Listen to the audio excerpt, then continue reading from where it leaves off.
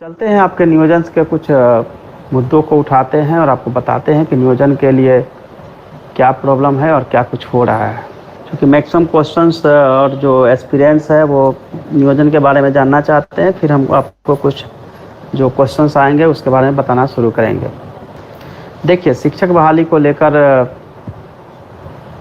आप सबको पता है कि यह शिक्षक बहाली जुलाई 2019, आप ध्यान से सुनेंगे, 2019 की शिक्षक बहाली प्रक्रिया थी, जिसको कि NIOS DLED को NCT ने मना किया था, उसको अवसर नहीं दिया गया था। अवसर नहीं देने के बाद यह नियोजन की प्रक्रिया पूर्ण होनी थी दिसंबर में, जिसका कि कट ऑफ डेट 22 नवंबर था।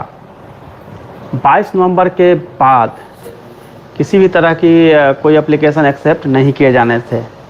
लेकिन इसके बीच में ही हाई कोर्ट का डिसीजन आता है कि 30 दिन का समय NIOS DLED को दिया जाए। अब चूंकि आप सबको पता है कि टीचर ट्रेनिंग या BEd से जुड़े हुए मुद्दे को NCT देखती है। NCT जिस भी इंस्टीट्यूट्स को मान्यता देती है, राज्य सरकार या केंद्र सरकार उसी इंस्टीट्यूट्स को जो डिप्लोमाधारी या फिर BEd जिन्होंने किया है उसको मान्यता देती है। क्योंकि आप सबको पता है कि NCT के गाइडलाइन के हिसाब से ही इंस्टीट्यूट जो है उसको एफिलिएशन प्राप्त है।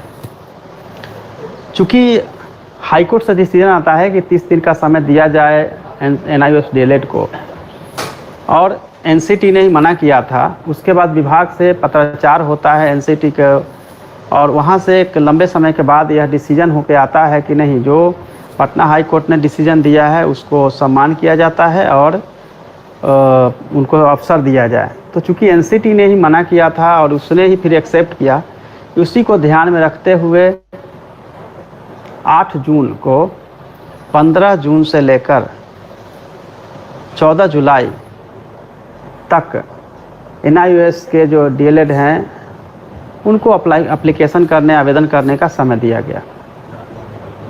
यहाँ तक तो ठीक था, आवेदन होना था। उसके बाद जो न्यू शेड्यूल जारी की गई उसके मुताबिक 31 अगस्त तक प्रक्रिया को पूर्ण कर लिया जाना था।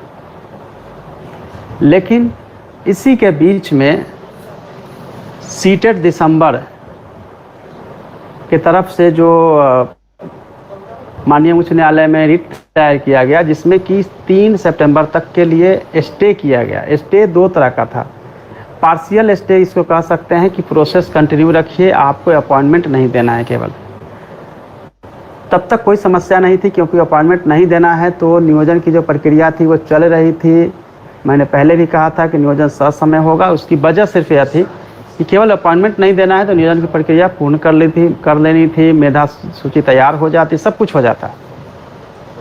बट इसके बीच में फिर से चूँकि 1 से 5 तक में DLED को प्राथमिकता दी गई थी, तो BEd की तरफ से एक रिट दायर होता है और उसमें 7 सितंबर तक यह कहा जाता है कि आप इसको स्टे रखिए। उसकी वजह यह है कि जो दिसंबर में विभाग की तरफ से लेटर निकली थी जिसमें कि DLED को प्राथमिकता दी गई थी 1 से 5 तक में, और प्राथमिकता देने के साथ यह लेटर इशू किया गया था कि दोनों की मेरिट, DLED की और BEd दोनों की मेरिट अलग अलग तैयार की जाएगी।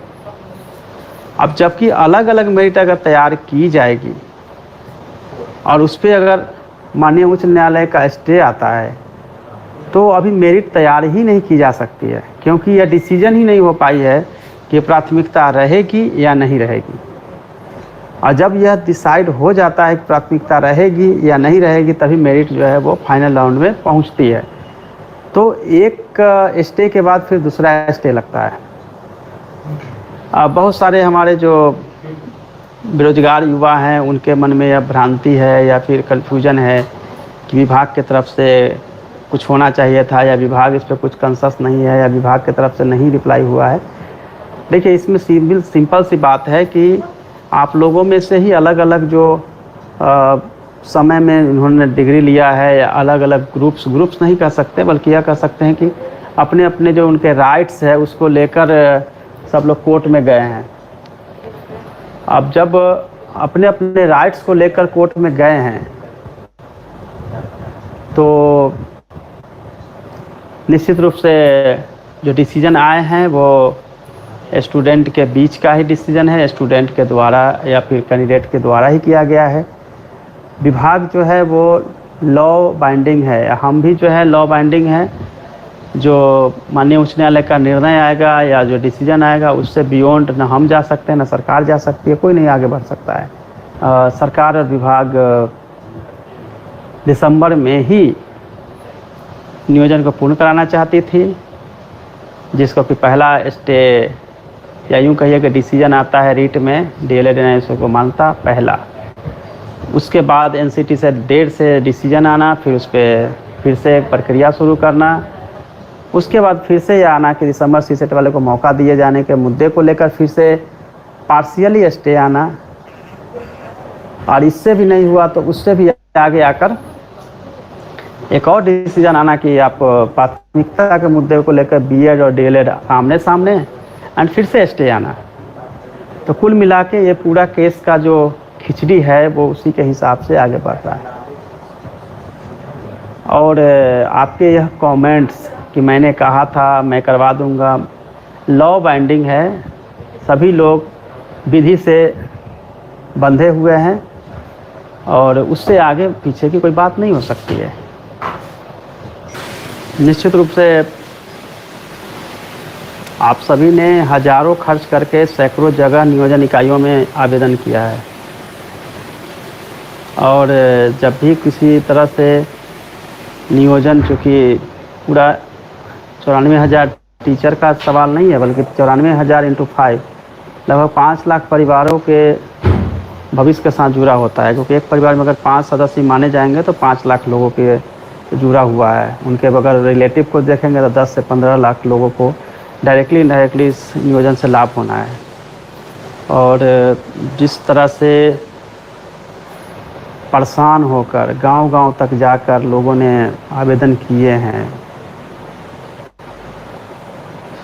और उसके बाद इस तरह की स्थिति आती है तो हमको पता है कि आपके घर से भी बहुत प्रेशर होता है और हमेशा होप होता है कि अब हो जाएगा। पहले था कि चलो हो जाएगा सितंबर अक्टूबर में, फिर हुआ दिसंबर में हो जाएगा, फिर आया मार्च में हो जाएगा, फिर आया भी कि हम लोग 31 अगस्त तक कर लेंगे। अब जो है मैटर सितंबर तक गया है।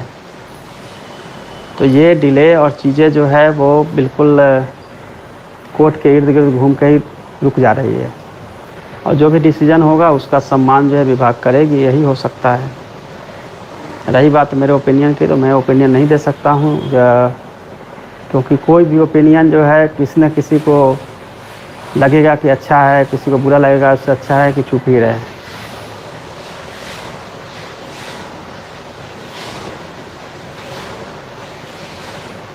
और रही बात विभाग की तरफ से, तो विभाग अपना पक्ष जो है वो कमिंग वीक में काउंटर एफिडेविट माननीय उच्च न्यायालय में कर देगी, और फिर माननीय उच्च न्यायालय अपने डेट के हिसाब से डिसीजन कर देगी। जो भी डिसीजन होगा फिर हम लोगों को मानना है, और जो भी होगा आपको लेटर के माध्यम से बता दिया जाएगा, और टाइम टू टाइम जो भी इंस्ट्रक्शन होगा वो लेटर के माध्यम से चला जाएगा। और इस लाइव का सीधा मकसद है आपको बताना, पढ़ाना, और नेक्स्ट टाइम से हम नियोजन की बातों पे हमेशा अलग से आपको बता दिया करेंगे, या फिर विभाग द्वारा लेटर इशू कर दिया जाएगा। और आपके जो प्रश्न है या आपकी समस्या है वो आप हमको रख दीजिएगा, हम हायर लेवल तक पहुंचा देंगे आपकी बातों को। जो भी आपके क्वेश्चंस आए हैं वो क्वेश्चंस हमने नोट डाउन करवा दिया है, और सभी क्वेश्चंस पे सहानुभूतिपूर्वक विचार की जाएगी, और जो भी सही होगा वो किया जाएगा जितनी जल्दी हो सके। तब तक के लिए सभी को all the best and be happy.